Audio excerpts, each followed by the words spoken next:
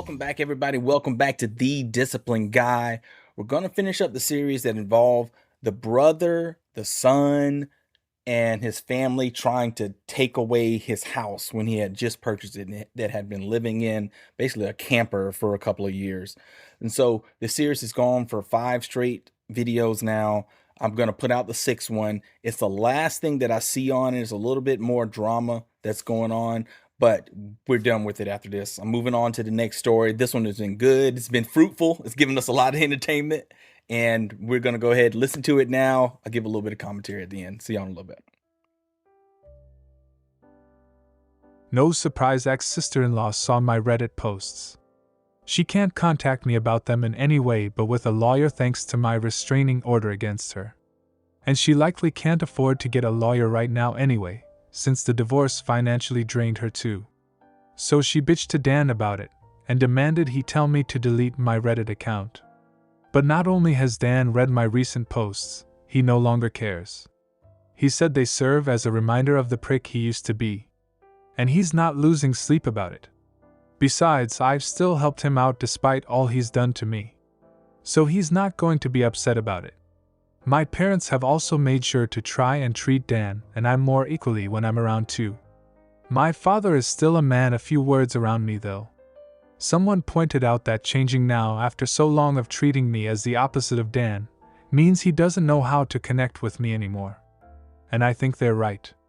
I don't mind the way he is now though. My mother has also developed a habit of saying she's sorry about every little thing in my presence. Dan told me that she and my father have been reamed a lot by extended family and their counselor. And now my mother feels like she needs to apologize for everything.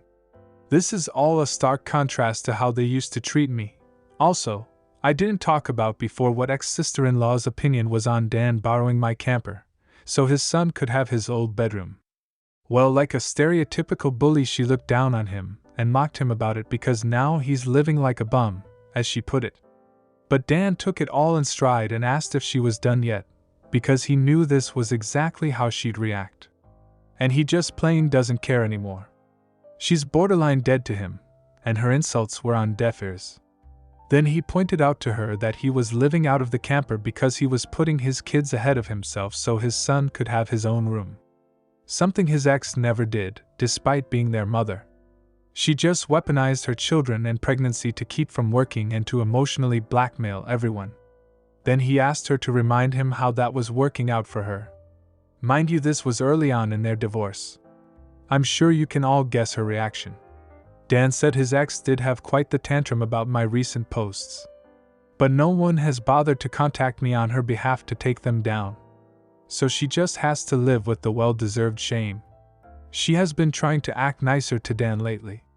Guess the grass isn't so green living with her parents. Dan tolerates her as the mother of his children whenever they meet. But nothing more. He will never take her back. He's told me that he can never look at her like he used to, and the very thought of her turns him off emotionally. So ex-sister-in-law pretty much has no chance of reconciliation. I have no new info on ex-sister-in-law's affair partner. His social media is still locked down. Same with ex-sister-in-laws. And it's likely to remain that way as long as I have a chance of reading them. New update. My truck got egged on Halloween. Happened in the middle of the night / very early morning on the 1st. I suspect it was my ex-sister-in-law. But the person my cameras recorded was wearing layers of heavy sweats, and had their face wrapped up along with big glasses covering the eyes. You couldn't really tell if they were a man or woman. They came on foot too. So no identifying a car. They did look about ex-sister-in-law's height though. But that's not much in the way of evidence on its own. If it was ex-sister-in-law, she knew about my cameras. So covering her face and body for petty eggy revenge was probably the smartest thing she's done in years. Way to finally put her college degree to use. By egging a beat-up old pickup truck, the egger showed up around 3 a.m. I was deep asleep, and didn't hear anything. Whoever it was that appeared that night, quickly threw a dozen eggs or so, all over my truck. They didn't attempt to do any more damage at least, and were gone in a flash as soon as the last egg was thrown. I didn't see the mess till I was leaving for work in the morning. I ran my truck through a local car wash during my lunch break. That took most of the egg off. Had to scrub it a bit more later after work. Egg really isn't good for the paint. But the truck is from the 90s, and doesn't exactly look mint anyway. I did take photos and filed a police report with the CCTV footage as evidence. But so far nothing has come of it. There was no real damage other than my minor irritation and $15 at a car wash. If ex-sister-in-law did do this, then she was smart enough to only throw eggs and not key my paint or slash my tires. So my insurance wouldn't be involved. I don't think much will come of the police report, as the cops seem to dismiss it as a probable prank by a teenager. I get they were probably overworked. But at least the report will keep a paper trail in case of future incidents. I waited till now to post because I wondered if anything else would happen. But no. Just right back to peace and quiet. I would appreciate any good advice on the matter though. Just in case something like this happens again. Update. Asked around with some people on the street about cameras possibly seeing the person who egged my car. Responses ranging from, "We don't have cameras," to, "It was Halloween and people pull stupid pranks. Let it go." The few people who were helpful told me that I waited way too long to ask, and the footage auto-deleted. So basically the egger got away. But if it was sister-in-law, I'm guessing she had to walk around a half-mile in those sweats just to not get her car spotted on camera or something. It wouldn't surprise me if she questioned if it was even worth the effort. Oh well. I guess I'll just wait and see if the egger comes back next year. I did hand out printed pictures of the egger though. And even stapled a few up on posts. So now people in my neighborhood are aware at least. The tenants renting out 2 rooms in my house have stayed out of it. And I don't really blame them. Let's talk about this just for a little bit. I really like how the brothers seem to be mending their relationship, even after all these years of just bad things going on between them, the parents treating them differently, and the brothers kind of feeding off of each other being treated differently by the parents. They seem to be mending their relationship. I think that's awesome. I like how the brother that's a father, I really think that was a great father move.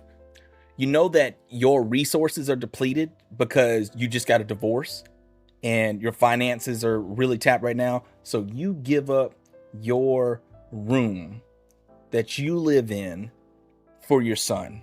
That's some good father stuff there. That's some really good father stuff. I appreciate that he did that.